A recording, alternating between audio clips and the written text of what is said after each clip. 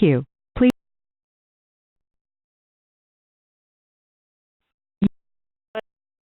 There. Do I still have you guys on the line? Yep. Perfect. Okay, so I think everything is connected up finally. So basically, we can just kind of walk through the form. I'll let you take a quick ball over, see if anything jumps out at you. Is something that we need to change. But what's the drop down for the AmeriCorps category and status? Let's take a look. Patient with recording and doing a screen share and a complex blueprint form might run to some interesting things today. Okay.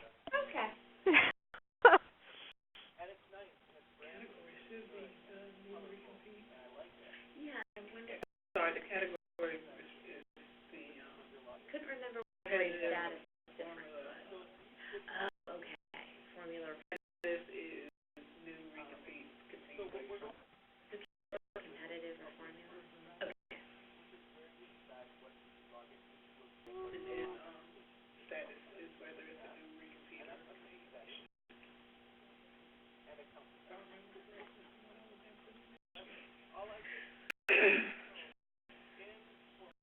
My Firefox decided it no longer wanted to respond, so let's try opening up Internet Explorer and see if we have better luck there.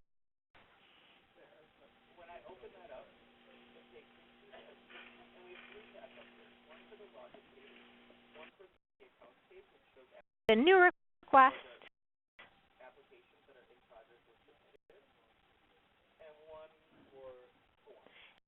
type is AmeriCorps.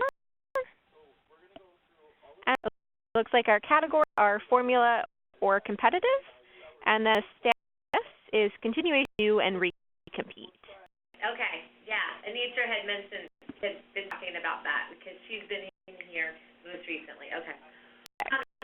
So I guess it is our process. Anitra goes in first when a grant comes in and enters some different staff picks it up for some of their steps. So anything that came to your mind should be in a different location?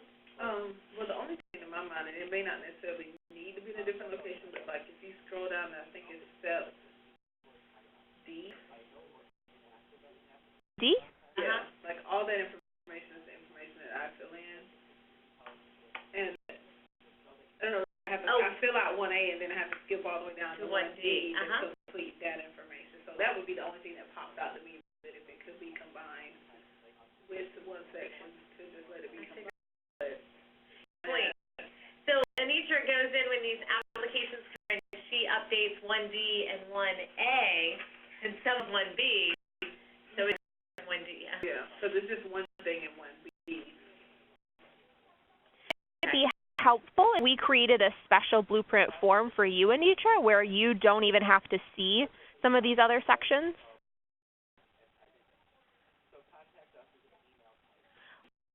I think what I view this as is the start of our kind of overall grant record, where I want all of us to be able to see all of this information. Okay. So, another thing, for example, after Anitra enters in kind of key grant characteristics, the grants manager moves in and starts the review process and enters in some other information. So I think it's important that we all see these areas. Okay. Well, the other thing you may consider, we can do rearranging if that's the way we want to do it. Maybe move some of those up.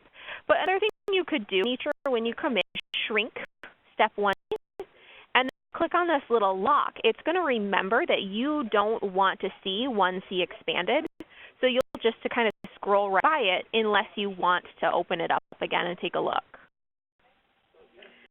Helpful for all of us. Once we get to step 3, that we don't have to see all of the other pieces. Great. Play.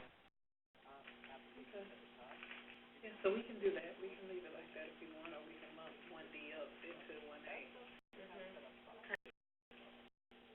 I kind of feel that it's not like one of those steps that has to come behind what's in C and what's in B.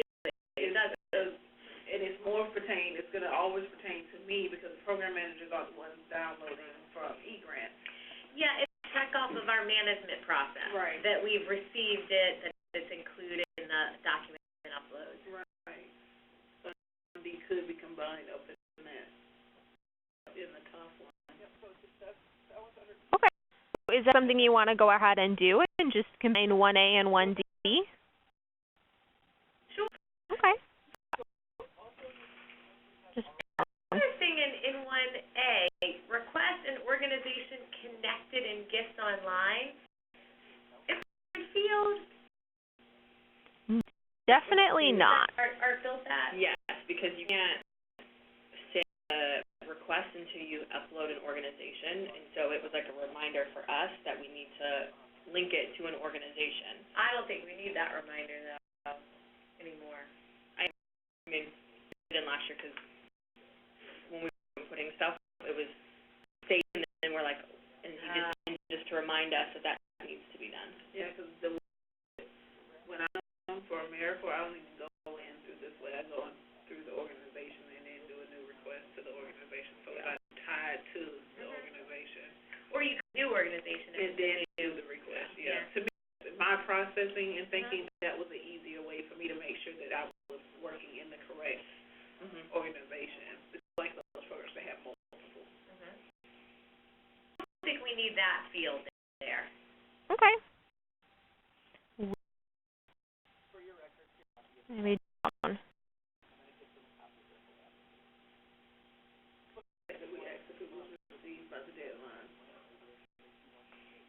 I don't know a different congressional district of applicant and of program. Where you Be halfway down. Is that on the face sheet? Yeah. No. Because like Corps, they had a Minnesota one, and then they had a Florida. But the district information isn't on the face sheet of the application. Yeah. 05, there is. FL02. There's two sets. Yeah, there's one. Okay. I might grab one, but I New York has everyone else the two digits.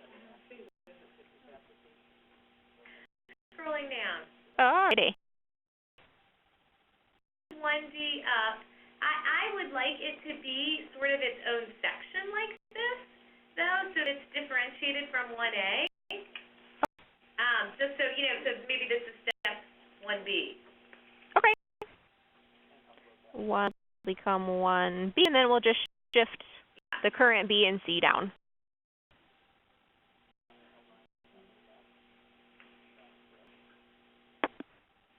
Keep scrolling down. Alrighty. Did we want a financial score here, Anitra? We said it would be good to have. Did. That clarification area where clarification budget is listed, that would be, you gave instructions for finance to fill out. The budget only, yeah. But if we're gonna have a staff score, we should have the. I feel like the score is relevant because it's coming in through the peer reviewer portal. But if it's gonna be on this, you have both. If not, then we get rid of altogether. Then who puts, I guess who, the person that puts it in there would be, probably you from the scoring. It's populate, because the other pre-populated. This field right here. Yeah, I had to enter it in. Budget score, the reviewer scores, basically. I think we want to add a financial staff total score. And also it has the word continuation, and I think we want to change that so it just says program staff total score. We'll say right now this is a field coming from another record. So it's because it's not highlighted in blue. I know that this is an extended field, and we don't have the power to type into this box. So it is coming from someplace else. Is that the idea behind this? The calculation, and when Art had built the one last year, there were the 3 different forms. One was labeled clarification continuation. And so we had a reviewer in the request, because we have that field, and so I think since we, that calculation might just need to be changed to fit the, or new one, to fit the new, like, calculations in this request. We just dropped in from the review portal. Calculations would come from the reviewer portal, right? The calculations in the review portal, just add all the sections. Yeah, it's a total, so This Total, one yeah. was the, like, 50% of the score. So if we're not doing that, they don't need that. And see, that's a discussion for us to have about how we're looking at, Well, if we're doing weighted on the yeah, scoring. we are. I think it matters for, maybe it's just the Excel document field still, when you pull them over. This system, I don't have the ability to put weighting, then I have to pull it down and then do the formulas in a regular Excel sheet. Or we could have a weighted field. in the request, In the and then request, she and double then- enters it and then pulls in Excel, and it would be ready. It's whatever your process would be. In the case, then the peer reviewer scores would need to be over here too. I know. Yeah, it's all or nothing. Right. Like the e-signature of the program reviewer, really, I think that's the person doing it, because this is already their record. So that's not needed. And then the scoring, we either should pull them all over here, because we can have the weight associated, or none of them. Veronica, your thoughts with that? Talking about pulling the score from the reviewer module. Yeah, a total score on a grant review. We have a financial score, a program score, and then an external peer viewer score. And they're weighted differently and merged to a final score. And now, I know in the past we were just getting them by them signing in and filling this information in the request, right?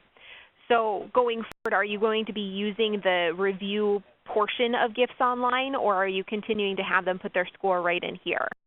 Yeah, we use the reviewer portion, the reviewer portal, and then each are built out 3 distinct pathways for the internal program, internal financial, and then the external peer review. And we have multiple grants that are being reviewed right now through those 3 pathways.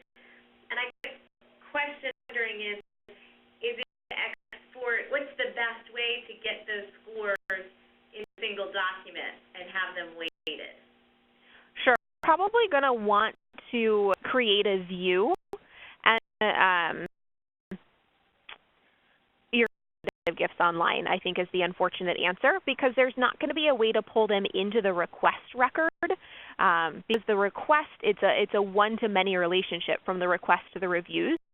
So we put any review fields on this request record. But we had to manually enter them. But you put a request field in, and then Anitra could just go back in and data enter it, and then the math calculation is that it's like a weighted formula, that total. So you could enter it in a request field, and then it would do the calculation, and then you could run in Excel, right, Veronica? Absolutely. So a request, would that document? If you put a request field in the request, then once the scores were in each, we'll just have to go back into each request and then put in, re-enter total scores. And the final total would need to be some weightation that pulls from all those fields. And you'll get like a final. And then you would do, and then you would export it to an Excel sheet. Whether you want it all, export it and then make your own numbers, or you re-enter the numbers and then export it, what is correct, whatever. It seems to me like it's just, but I have a view, we set up a view for me to be able to pull up competitive only. And I set up my thing so that I see the peer reviewer that reviewed it, their score, the staff person, the finance, and all of that shows up, and then I can run a report from that. It almost seems like it's just easier to do it that way, pull that report down and export it as a Excel, and then in that Excel, set up the formulas so that it calculates the weighted. Like you have done previously? Mm-hmm. Okay. Almost seems like that would be simpler than doubling things into this side. Because the request is gonna always have the reviews attached to it, they're not gonna go anywhere. It has the points associated. Right. Because that's what I want this to be, is our ultimate grant record. We still have the scores, yeah. Well, if we move that direction, I Then we think don't we need to remove have those two. at bottom there. Yeah. I think that we would definitely, we'd remove the program staff score and the signature. Okay. Good. Because I this last year when we kept having to have the double columns, and then I had to go, because if something was continuation, it didn't pull the same way as new and recompete, and then we had to get that weren't supposed to be there. It just made it more. With y'all, there was like a triage before It the was. rec summary, and I didn't know what all of you were doing, but y'all were fixing it. It was bad. So we're going to take those off, and we're not putting financial total score, right? Right. Okay. Perfect. So I'll scroll down here.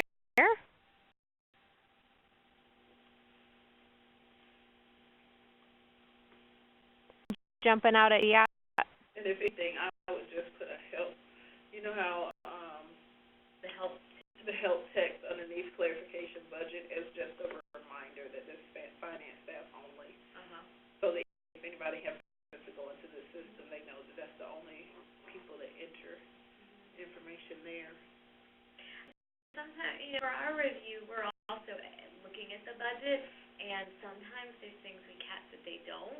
I think it's just ultimately how it's, what the goes into the letter template.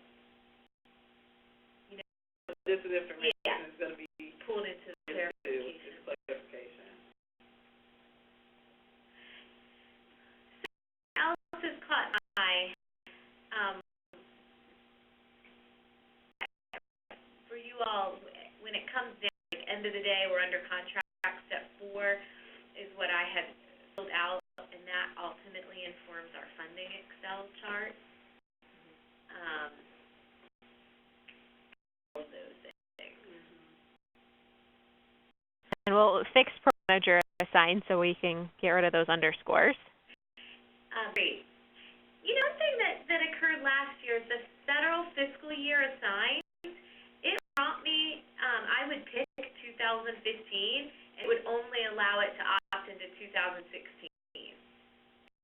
When I would pick the year and the contract start date and end date, it actually let me go into 15, which is what I wanted. So that on the back end, but if this is our actual fiscal year default field, so like the Gifts Online field, what that does is it calculates out the fiscal year based on how we set it in the back end. So we just give fiscal year start date, and it takes it from the approval date. Gotcha.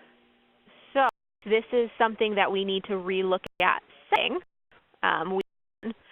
If I remember, know how it would affect, our 100 threshold of grants, because we have, everybody has different years. We have state, federal, we have all kinds of fiscal years here at Volunteer Florida.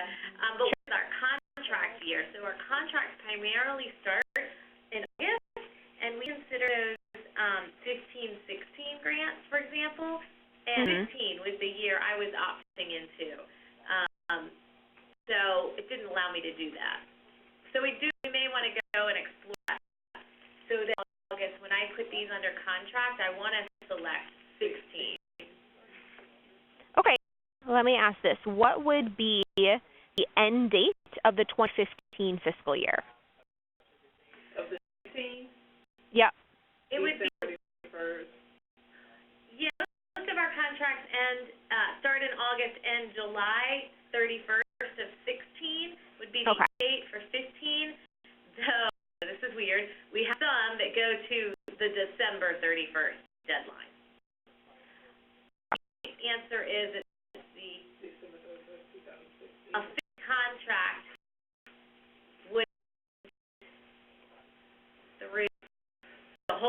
calendar year to December. So we don't necessarily have that kind of flexibility. It's just going to be a 12-month time period where we say we put in an end date, and then starting the next day, that's when it's going to start recognizing, oh, now we're in the 2016 fiscal year. So if I had an August program start in 2015, would I recognize that's a 15 contract? The 2015 end date as July 31st, we could.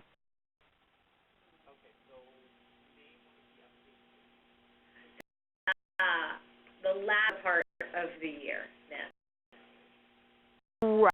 So if we set the end date to calculate out the date. So the start date of 2015, you said is August 1st, right? Yes.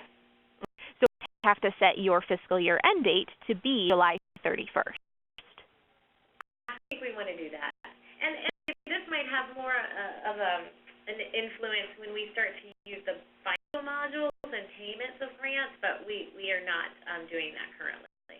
Okay. It can change. This is something that I can set in the back end for you, and it is a strict 12-month kind of setting. There's a whole lot of flexibility to it. Well, that's the setting of our grant.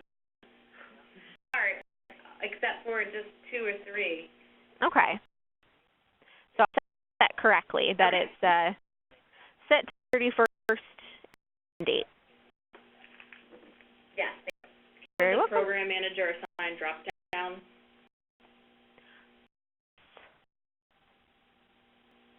Okay.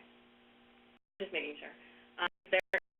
I've noticed now that since Art and I built different portions of it, there are different things that add the same thing, but they're like built differently, and so I was trying to go back through and clean them up. And so it was perfect. All right. Anything else in step 4 or any of the sections we added in? Well, I think we will add the QPR section in here for next year, but that was such a process to build out. My guess is there might be updates, microeds, or changes before it occurs at this time next year. I think we're good for now. Okay. I will close this out then. Do you want to go in and make some of these changes right now in Blueprint, or do you want me to go ahead and just do those on my own? I think let's just use our time together today to go through a couple other things, and then if you could change it, that'd be great. Yeah, can do. Okay. Anitra, did we want to talk through any questions or concerns that came up with your reviewer portal? One that we had a manager that in the continuation form that couldn't submit. It allowed her information in and to save it, but it didn't allow her to submit it. But then Audrey figured out that it was because there was something still checked off as including on the Blueprint form side that wasn't showing on the reviewer form side. And so we got all that figured out that she's been able to submit now. Good. So as right now, I don't have questions in regards to the reviewer portal. We kind of about it with the scoring that answered my question as far as being able to pull those reports over. Now you how to change your view so you can view the comparator from formula dashboard side. Like when she about the view being able to pull it down so that you saw, bring it up so that you saw the information that you needed to see, instead of seeing everything at once in one section. Yeah, I feel like Audrey and I might have a date with Dad. So we keep going to something else, and if something comes to my mind that I'm not thinking about right now, I'll let you know. I do have a question, Veronica. Sure. And it's about activities. So I don't know if you want to just like open a new activity. We're going to have eventually like multiple activities, and you see the form that we have here. It lists this risk assessment. So like, you want to change the activity type to like a node or a site visit. Will that form, or is it gonna be one continual, I guess, screen, kind of like the requirement? We dropped down activity type, and there are others, but it didn't change the form. Only record type that has that sort of flexibility are requests. So these are just like requirements, and that everything kind of has to live on the same form. Okay. Yep. So then, I mean, this is kind of free, but also for all of us. So we have our grants management activities are activities. Does that mean, that sounds like it means it lives on one long form? So you put, You don't want to make it a request because the request would be something. yeah, well, I mean, yeah. because then it means it's something that programs are completing and not something that we're completing on our end. I guess they could hide it and lock it. Mhm. Can you make one, so like, everything now is AmeriCorps, I don't need any of that information for my grant. Can I view just for me? Absolutely. Yep. When we go and open up for this is the one that's active right now. But we take this one and assign it to specific people, like it is right now. But we unassign it from, you know. Okay. Yep. Okay. And then just create another activity with only the formats that you need in it. Create the activities with all of my VGF steps, and then when I go in, I only see the VGF You would steps. only assign it to you and not to us, so that you would be on Is it changed that? If we ever change activity, it'll show a different screen? Something that I've heard coming down the pipeline anytime soon, but I would definitely suggest putting it in Community as an enhancement request or as an idea, because I like it and I think it's a good thing to have, especially for requirements and activities. Mm-hmm. Keeps it cleaner on our side, not having Yep. one massive scrolling thing.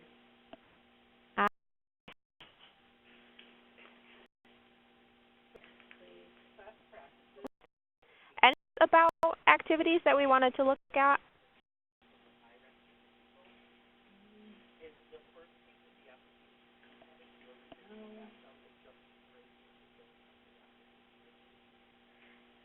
I don't think so at the moment. Okay. Anything else in general you were hoping we might talk about today?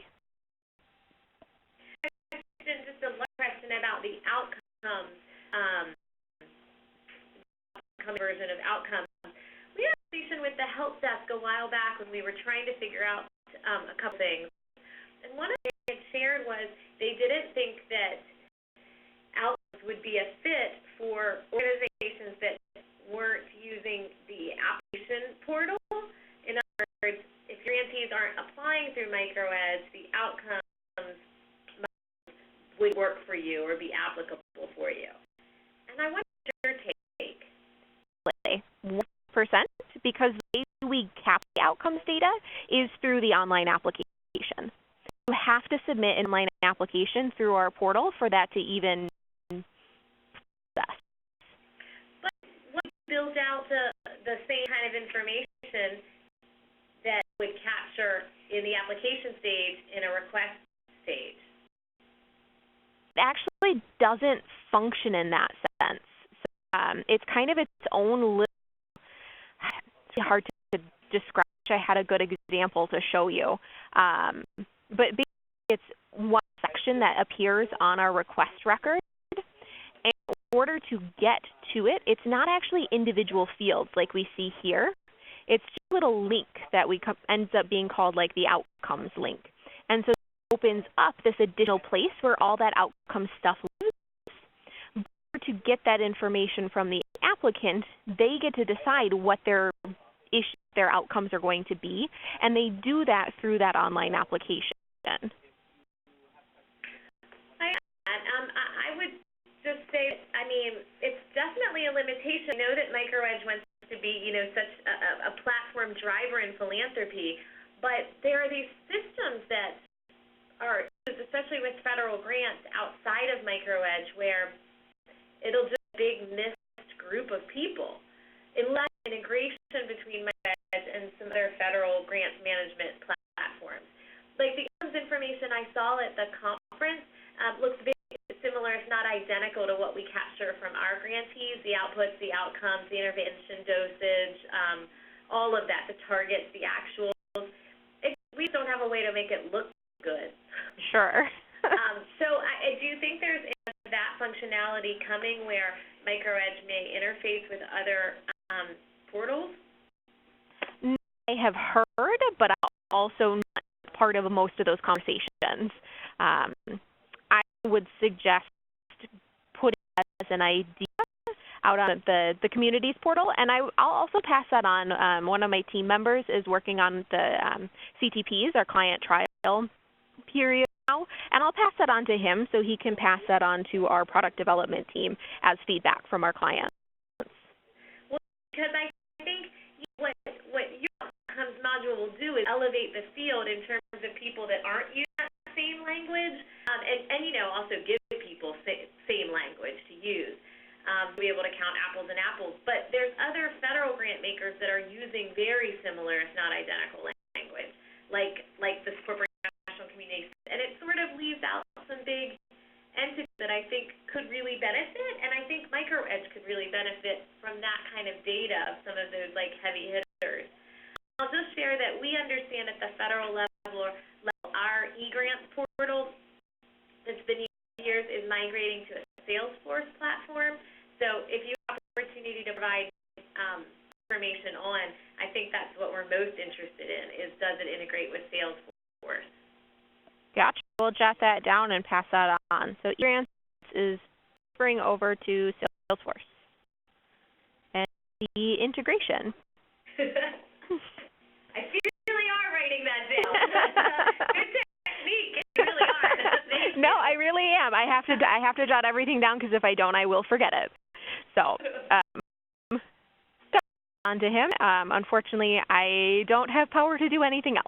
Okay, thank you. Of course. What else were you hoping we would talk about today? I have an question. So a request, so we have the grantee filled out a request, and then for next year it's going to be the exact same request. Can we do that without having to redata enter it?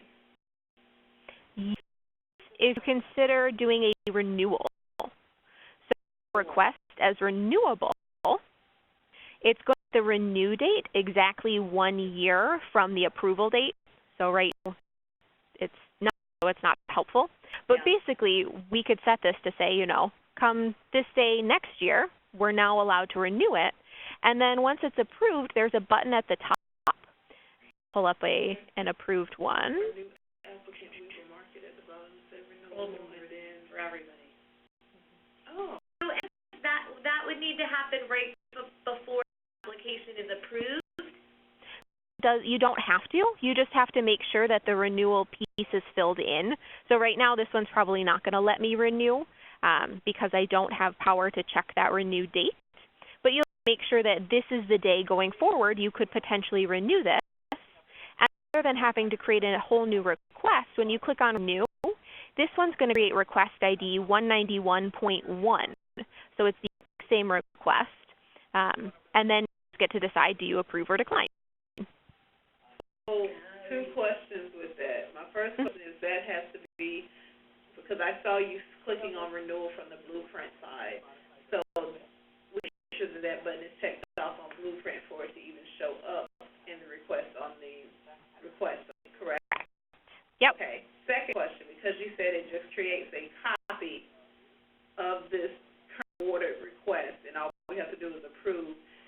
If things that changed about that request, when you, let's say their funding amount that they're requesting is changing, or they have a contact person, or something, anything that's changing, will we still be able to update that information in the second request before we approve it?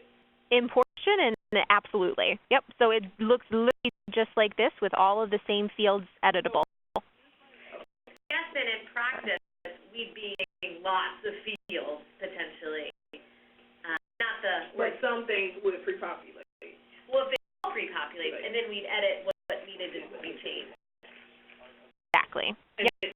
show up as requests, like if you search for the request, you'd have to search 191.1? Yep. Okay. Exactly. And you can read as many times as you want, or? Yep. Definitely. So that once 191.1 comes up, you just would want to click that checkbox again to make it that one renewable. Okay. And especially by organization, it's going to have all the requests on that left-hand side like it does now, and then you can just look at the date of whichever one is the newer version. That's why it's easy to do it by the organization type. So is the point for us that now we need to go in on the blueprint, and do we just click one that it's renewable since we're using the same request? Well, same request form, right? So you could add a renewable portion to the current AmeriCorps, and then next year we can renew that are coming in now. Right, Yep. what I mean. Yeah. So you have an AmeriCorps one here. Is the renewal button? Oh, the renewal button's only in blueprint. Put on here, yes. We just pulled it off of this form because at that point it wasn't something you were considering, so we didn't keep the field on here. But I could put it in, step 1A, that your very first thing, make sure you mark it as renewable. Okay. But it's on the request as renewed, right? But she hasn't put the renewal in yet, Okay. because we didn't have it in our last one. So she went to like 1A, and then in the next year, all of that information, you would be able to renew it without having to redo it. You should just have that be part of the step I do, which is approving it. Yeah. Because it's irrelevant until it's an approved grant. That's true. So it would be down under step 4. Yeah. Step 4? Yeah. Okay, and so then that brings up my other question, because she's saying the renewals, every renews is like 191.1, and then it'll be 191.2.3. You know how we have a 3-year, and then the fourth time around is to recompete. When you have to start as a 192 instead of doing 0.4, 0.5, 0.6, 0.7, you know what I mean? Yeah, so That way we know how to differentiate between that first round, first 3, and the next set of 3. Monica, maybe you have some guidance on this. We have this 3-year cycle, so we have a continuation year twice, which is much like renewal year, and then those applications recompete for another 3 years of funding. So I would do renewal, and not, or twice, and then maybe there's a recompete, except that it would only matter to us. Right. A hard time sometimes with where these are at, like grantees that have been funded for 17 years, for example. And part of that is because the federal system E-grants used to be Weber's, and it used to be something else before that. So some of it's at federal level, those things haven't transitioned accurately. But it would be great for us to be able to have a design where we could track. In what year you are continuing. The other thing I could think of potentially doing is creating a custom field, but that would still require you to then every year go in there and update it. And at least it would live somewhere, and especially if you were doing renewals, that would just be a field you would want to change and up it by 1. That part again, up it by 1? What do you mean? So if we did a renewal, it would be copying all the information over. So, the first year it's going to be 1, and once you renew it, that you want that to be the year 2, so you would just have to update that field from 1 to 2. I think that would be helpful. And we see that a little bit mirrored on the face sheet of the original grants application. I believe it says year 1, 2, and 3. I think we should add that then to step 1, because that's part of the sheet. And then we could policies that describe the renewal and the grant year. Okay. That 1, or would you want it down where the renewal button is? I think it should be here because it's part of the face sheet want that to be called? Okay.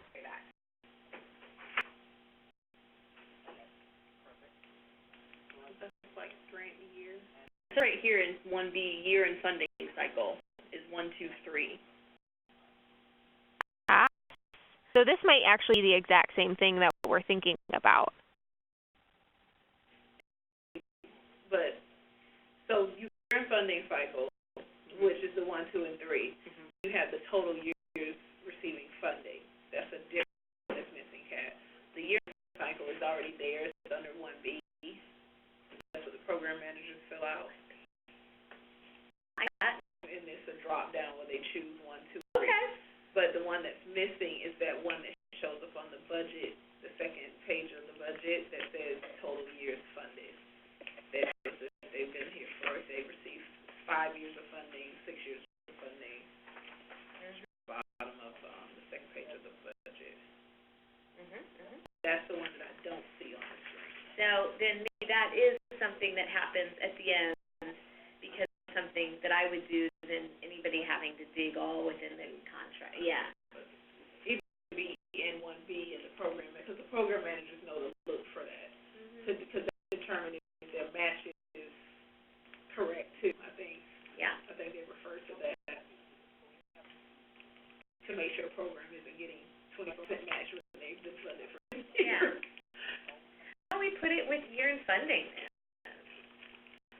And add number receiving CNCF funding. And with the renewal, we would want that and use that as it relates to the total years of funding. Make sure I'm reading this back, what we want to call the field. Number of years receiving CNCS funding. Number of years receiving funding. Or number of years receiving funds is actually how it reads in E-Grant.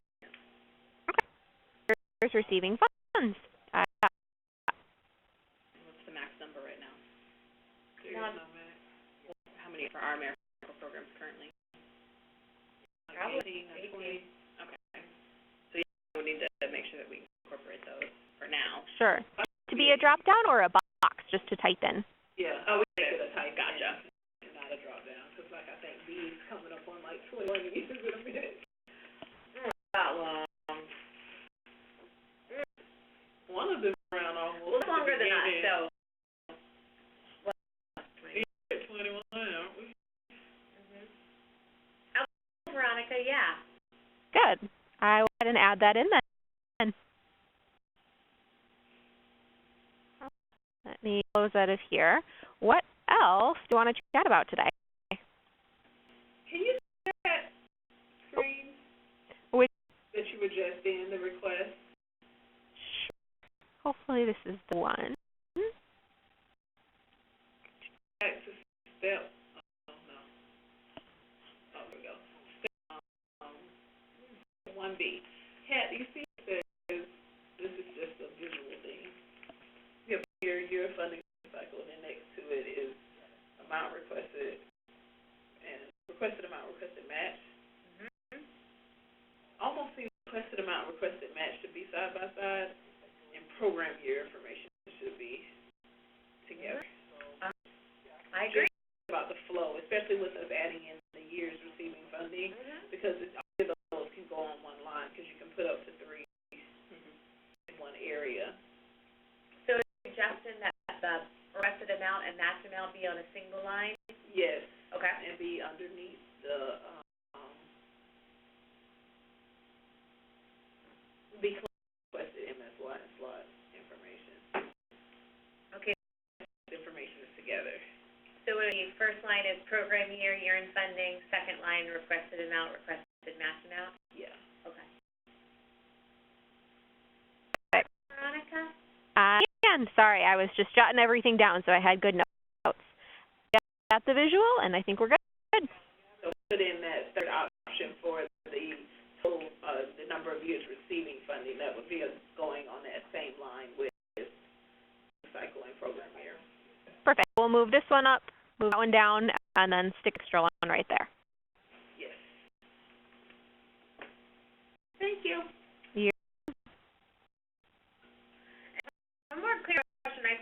what you said.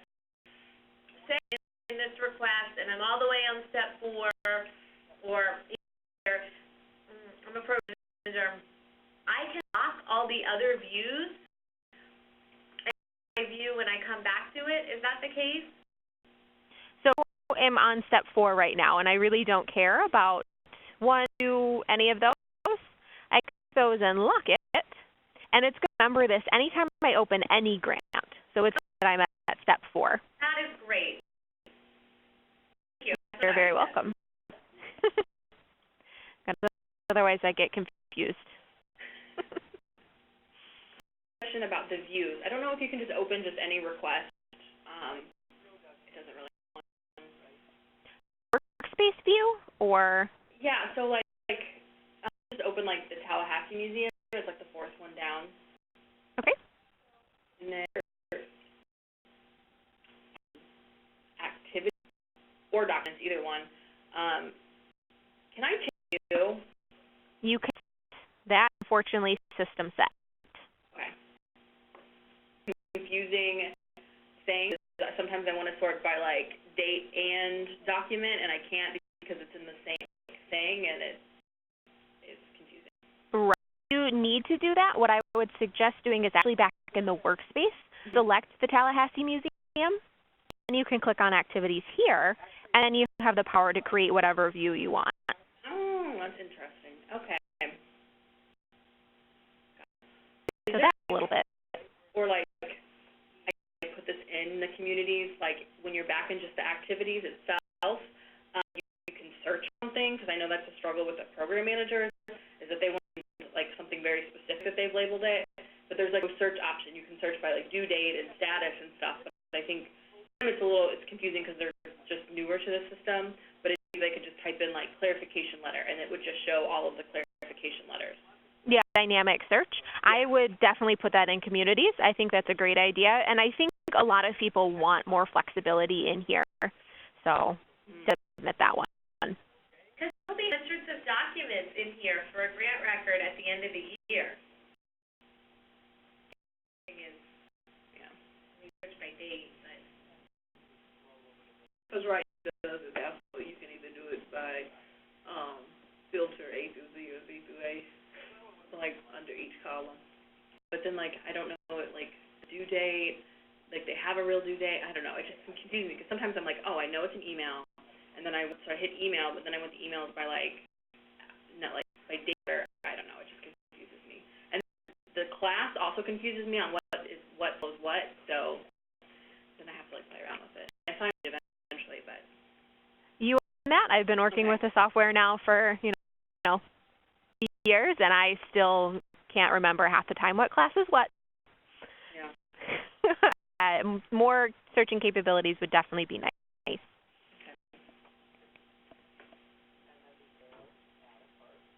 Okay. What other questions can I help answer today? I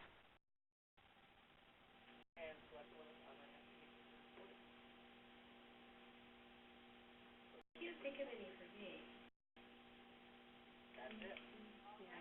It's happened with BCF. Like report, letter, contract, anything.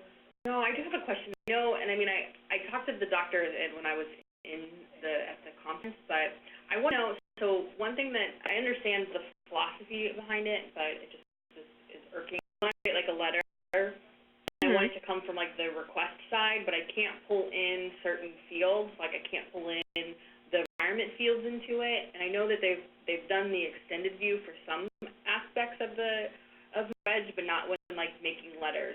So like I had to do a final application, and I have the application in 2 parts. Half of it's the request, and half of it is a requirement.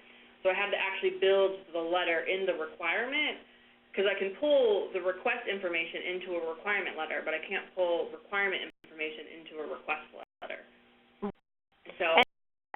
And talk to you about the reasoning behind it. Yeah, I understand it. I just, for me, I think of everything like the goal comes from the request, And so if I have a request that has a requirement, I should be able to pull the requirement, but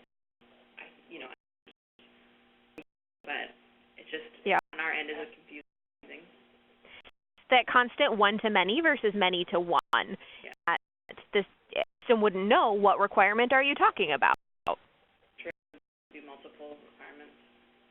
And that's what we're into. So basically, the way I like to think about it is if we wanted to create a request record, we can pull fields, anything on the right-hand side, but nothing from the left-hand side.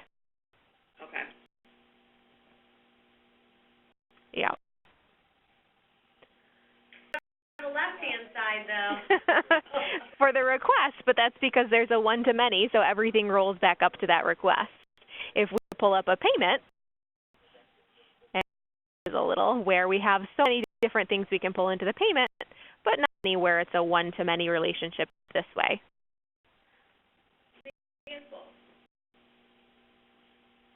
Yeah, into, and it's just one of those, unfortunately, the way the system works, and you can put enhancement requests, but I don't know if that one's going to get changed anytime soon.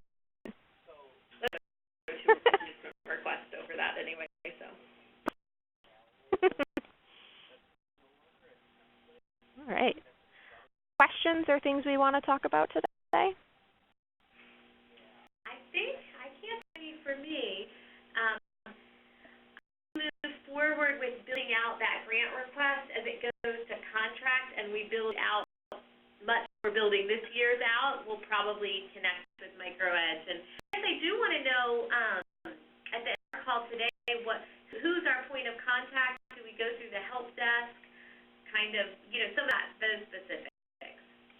I have asked for a better lead-in to my spiel if I had written it out myself. So what we need to talk about when talking about moving you out of implementation, I want to run through all of the different resources that you have at your fingertips. And the final step is going to be replying to an email that I'll send over to UCAT. But I'll hold off on sending that until we get some of these changes made to your form. So we can talk back and forth a little bit there, but then send that email, and then I just need you to respond back saying that you agree that we're done.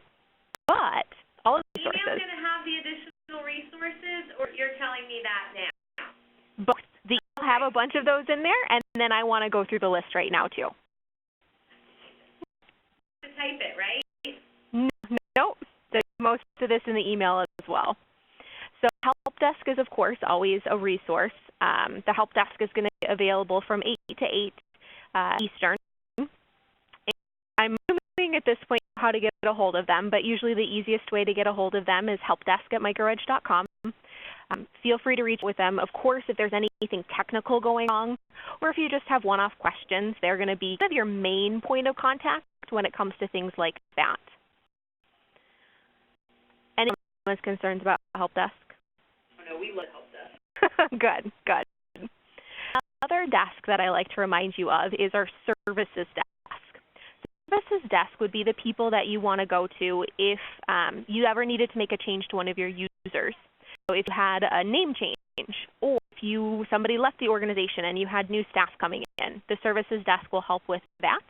Or if ever you need additional consulting time or additional build work in your system, the services desk can help get that going.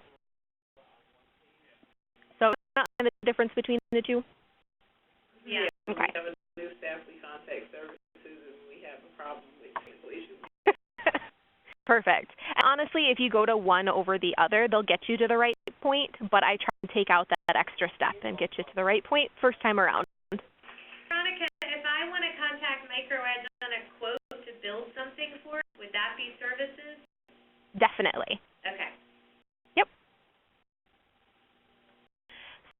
Our next thing on the list here is your account representative, which I think you mentioned was Lori. Does that sound right?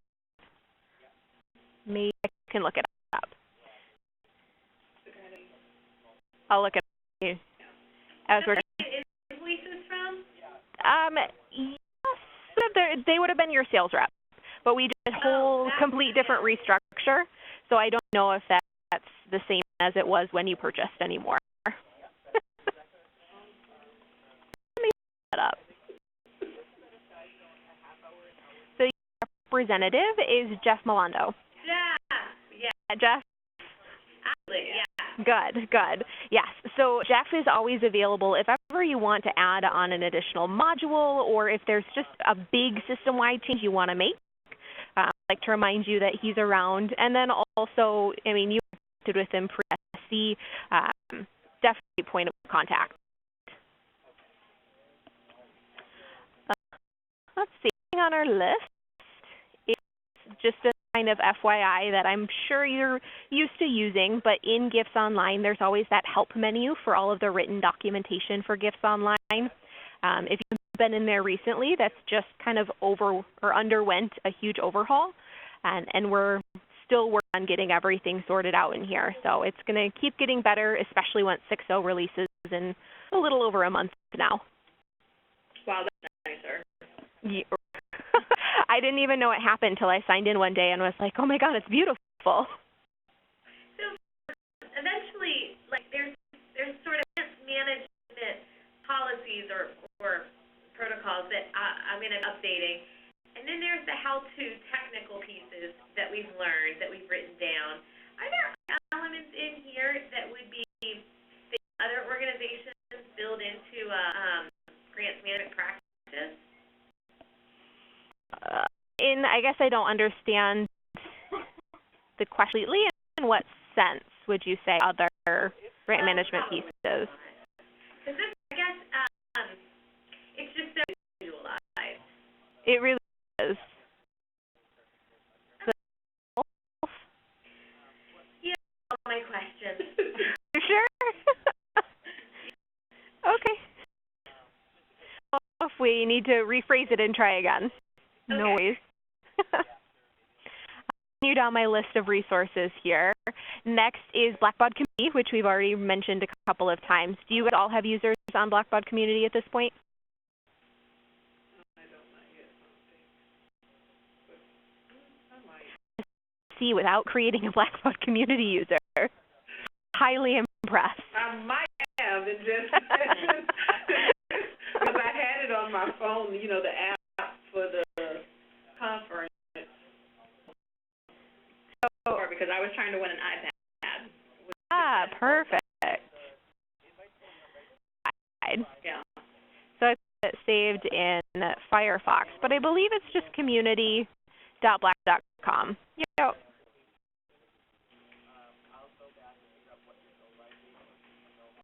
If you want to sign up, there's a little login button, I believe, somewhere right in here that we use.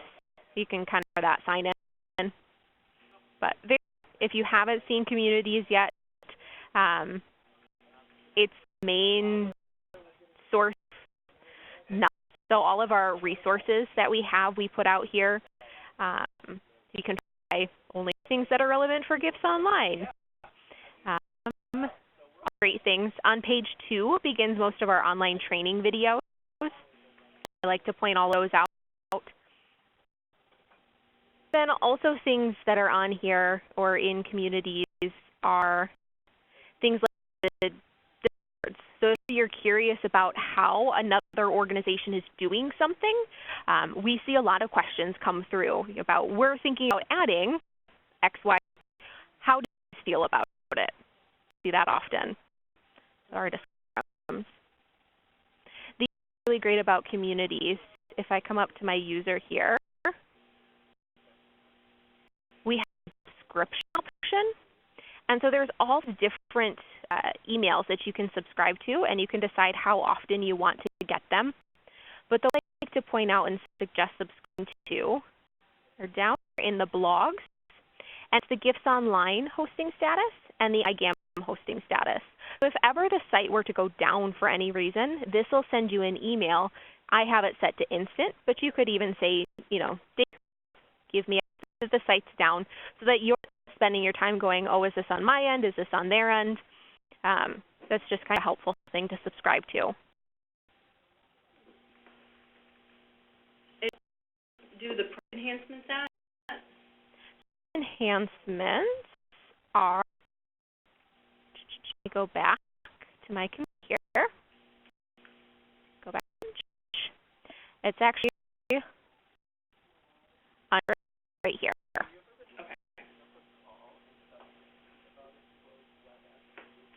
all the ones that currently exist. Remember how to put add an idea. There it is. Okay. And then go in and upvote other people's ideas. See, by the end of the day, on Canva. I'm going to tweet them to you so you know how important they are.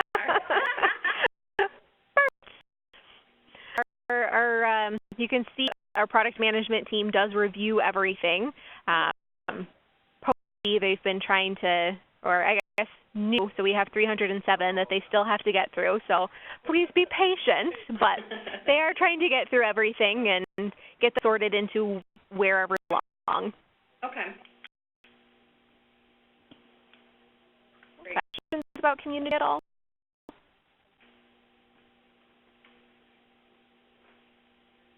Okay, so there's two more resources that I like to remind people of. One of them is new for you, and that's our group trainings. So last summer, we released some group training courses live on WebEx, and it's basically a lot of that core training that we did way back at the beginning of implementation. Also, a sheet basically that walks through what each of those are, and right now there's a 1-year time that you can take those classes from our go live date, which I can look up right here what that official date was. I'm thinking our maybe at our 1 year. I think that's why to push, but let's go see. We have January 28th, so you have about a month that you can still take these for free. After that, you are still more than welcome to take the classes, but there is a fee associated with them. But if you're thinking of getting a refresher on any of the training, I would definitely suggest doing that next month. Okay. Leads me into the very last place that I like to show people. Oops, not that. Basically, MicroEdge training courses. So all services, we have live classroom trainings quarterly, and we're having them throughout the entire country now that we're partnered with Blackbaud, which is really exciting. I got an email. Good. I think we're actually even adding one out in LA if you're hoping to get out to the West Coast soon. I think actually more close to you, there's going to be some in Charleston soon. So keep peeled if that's ever something, you just need a full refresher on the entire system, something to think about. But all different options are right here. How are the classroom sessions? Is it kind of like the conference that we were at, where there's some points and then there's some actual labs? Actually, a lot of time. So some days are talking at you, like day one is a lot of talking at, because of basics that we want to go through to make sure everybody has the same terminology. But then for the rest of the week, there's a lot of exercises and a lot of activities. Oh, good. But if you are knowledgeable in Gifts Online, it might be a little basic for where you guys are at. Okay. So that would be a refresher. Keep that in mind. Okay.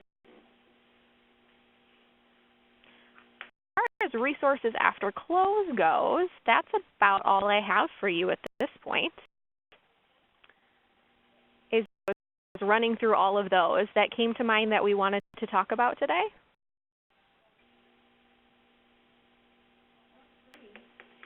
For the conference, the MSCC, MES, whatever. MESC? Are all of those PowerPoints available on the community website? So through the community website, they would actually be through the app. So if you use the app, you can get to those documents there as long as whoever was presenting provided them. Okay. If for some reason there's any of mine that you're interested in and they might not be on the app, just through some miscommunication, let me know and I can send them over. But just everything should be uploaded to the app. Okay. Okay. Downloaded at the conference? Yep, that's the 2015 app. The BBCon, I think is what it's actually called. Took up a lot of my data space.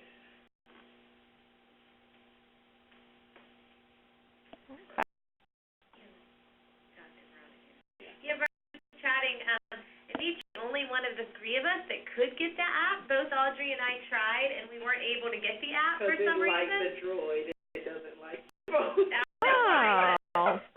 But she no longer has the app on her phone because so Sure. we may connect with you if we need to find something. Okay. Oops. I have an iPad. It should work with the iPad as well. Okay. Well, you did win one, so. Yeah. Sorry. We can only give so many away. Next year. I'll be on top of it next year. Perfect. All right. I appreciate in advance the email that's going to have some of that in there too, because I think it'll be a helpful go-to resource for all of us.